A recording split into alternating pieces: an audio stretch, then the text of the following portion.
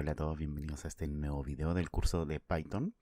Y bueno, en este video vamos a explorar los números en Python, obviamente, incluyendo los diferentes tipos numéricos que hay, operaciones matemáticas básicas y algunas funciones integradas que tiene Python. Así que bueno, vamos a comenzar. Y bueno, para partir, vamos a repasar un poco cuáles son los tipos numéricos. Lo vimos en el capítulo anterior, pero creo que es necesario repasarlo. Y bueno, están en primer lugar los enteros, o int, que se llaman en el lenguaje de programación, que son números sin decimales, como el 5, el -3, el 42, etcétera. Son números enteros, su nombre lo dice, creo que todo. Después, en segundo lugar, están los números flotantes o los float, que son números con decimales como el 3.14, el -0,5, el 1.0, etcétera. Aquí, aunque el 1.0 no tiene ningún número mayor que 0 en decimal, igual se considera float al expresarlo con el punto. O sea, siempre que un número se exprese con 3 puntos y algo, se considera número decimal. Y bueno, recordar que el lenguaje de programación, el punto expresa los decimales. Para que lo tengan en consideración, si es que ustedes usan la coma como decimal, en el lenguaje de programación se usa el punto. Y en tercer lugar están los números complejos o los complex, que son números que tienen una parte real y una parte imaginaria. No nos vamos a meter por ahora dentro de esto porque es un poquito más complejo si es que no saben lo que es un número imaginario, un número complejo. Bueno, pero estos son ejemplos de 2, que sería la parte real, más 3j, que sería la parte imaginaria. En matemáticas siempre nos enseñaban como 3i y i viene de imaginario. O el 1 menos 4j, que aquí el 1 sería la parte imaginaria y el menos 4j sería perdón, el 1 sería la parte real y el menos 4j sería la parte imaginaria. Pero como dije, no vamos a entrar mucho en detalle en esto. Y bueno, ya vamos a empezar con la parte un poquito ya más de programación. ¿Cuáles son las operaciones matemáticas básicas y la síntesis en Python, perdón? Bueno, obviamente tenemos la suma, que se va a expresar como una suma a más b, la resta, que sería a menos b, la multiplicación, que sería a asterisco b, la división, que sería a slash b, la división entera, que sería a doble slash b. ¿Cuál es la diferencia entre la división y la división entera? Ya vamos a ver ejemplos. Que la división entera básicamente te entrega la parte entera del resultado. Por ejemplo, si el resultado de la división es 3,5, la división entera te va a entregar solamente 3. Y bueno, el exponente sería el número a elevado a b, que se representa con 2 asteriscos, y el módulo o resto, que básicamente es lo que sobra en una división. Por ejemplo, si dividimos 5 dividido en 2, 5 dividido en 2 es 2, 2 por 2 4, y para llegar a 5 es 1, el resto sería ese 1. Bueno, vamos a ver los ejemplos para que quede un poquito más claro. Por ejemplo, vamos a definir una... Perdón, aquí me está adelantando un poquito. Vamos a definir dos variables, la variable a, que va a ser 20, y la variable b, que va a ser igual a 6. Recordar que se pueden definir variables así en una sola línea. Y bueno, vamos a tener como primera operación que la suma de a más b, que en este caso me debería dar 26. Vamos a ejecutar para ver los resultados aquí. Como ven, la primera impresión, que sería la suma, me da 26, que sería a más b. La segunda va a ser la resta, que sería a menos b, en este caso sería 14, 20 menos 6, 14. En tercer lugar sería la multiplicación, que sería a por b, y en este caso sería 20 por 6, y 20 por 6 es 120, que está acá. Después viene la división, que sería a dividido en b. 20 dividido en 6 es 3,333 periódico. Después viene la división entera, que sería a doble slash b, y en este caso sería la parte entera de 3,3333, que sería solamente 3.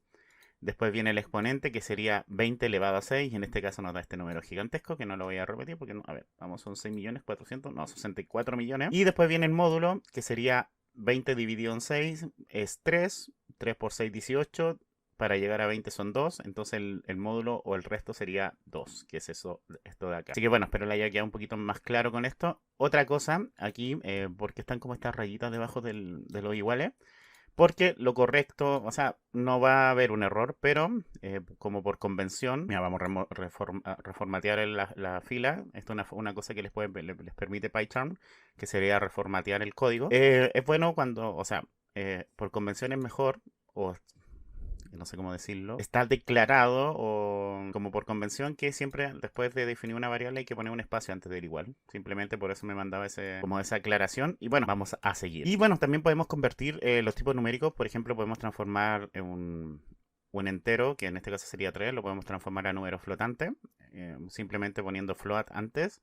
También lo podemos convertir a número complejo o imaginario poniendo complex y el número anterior. Y al igual que, bueno, vamos a ver el ejemplo aquí también. Y también puedo transformar un número decimal a un número entero poniendo el int y poniendo el número que quiero transformar. Por ejemplo, vamos a definir un entero como 3 y otra variable que se va a llamar decimal, que va a ser el 4,5. Y bueno, el número flotante, vamos a transformar el entero en número flotante. Entonces, si yo imprimo eso, vamos a ejecutar para mostrarle. Si yo imprimo esto, imprimo el flotante, me va a dar 3.0.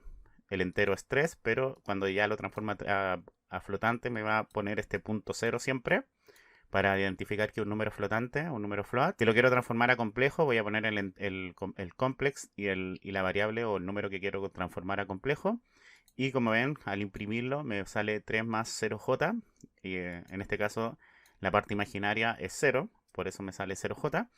Y bueno, si quiero transformar un decimal a número entero, en este caso decimal 4.5, lo quiero transformar entero, le tengo que poner un int anteriormente. Si lo imprimo, me da el 4 en vez de 4,5, solo me imprime la parte entera. Igual Python trae algunas funciones matemáticas integradas. Hay otras funciones un poquito más complejas que vienen integradas en una biblioteca que se llama Math, pero eso lo vamos a ver más adelante. Pero bueno, las funciones matemáticas integradas más recurrentes son el número absoluto, que te devuelve el valor absoluto de x. Por ejemplo, si tienes menos 6, el número absoluto de menos 6 sería 6. También está la función round, que redondea el número a los n decimales opcionales. Por ejemplo, si quiero el 3,333, lo quiero poner solo un decimal, le tengo que poner acá el x, que sería el 3,3333, y acá poner un decimal. Ya vamos a ver el ejemplo. La función POW, que sería el x elevado a i. Por ejemplo, si pongo 2, 3, sería 2 elevado a 3. También me entrega el máximo de los números que está acá, con la función max, y le pongo todos los números separados por coma. Me va a devolver el máximo de esos números, igual que la función mínimo me va a devolver el mínimo de esos números. Y la suma, la función sum, que me va a traer la suma de todos los elementos uniterables, pero esto lo vamos a ver más adelante cuando veamos listas, para no enredarlos con algo que todavía no vemos. Entonces ya esas funciones, un poquito más, funciones matemáticas más complejas, por ejemplo, vamos a definir un número negativo que va a ser menos 4 y un número decimal que va a ser 6.748454. Aquí también voy a ejecutar esto. Y bueno, el número absoluto del negativo sería abs y poner el número que definimos, la variable que definimos como negativa, que es menos 4. El absoluto te va a dar 4, te va a dar siempre la parte positiva del número. El redondeado, aquí vamos a poner que me redondee a un decimal, entonces me debería entregar 6.7. Aquí si le pongo a 12 decimales, vamos a correrlo, me entrega 6.75. Aquí, como ven, el 4 me lo aproxima a 5 porque el 8 está más cercano, o sea, está más cercano al número mayor que al número menor. Cuando le puse un solo decimal, por ejemplo, el 7 me lo dejó en 7 porque el 4 está más cerca de 0 que de 1. Si quiero redondear solo la parte entera, le saco esto o le puedo poner coma 0. Y como ven, aquí me lo redondea, en este caso al entero más alto, porque el 7 está más cerca del 1 que del 0. O sea, del 10 que del 0. Por eso me lo redondea a 7. Y también lo puedo poner coma 0, pero es redundante.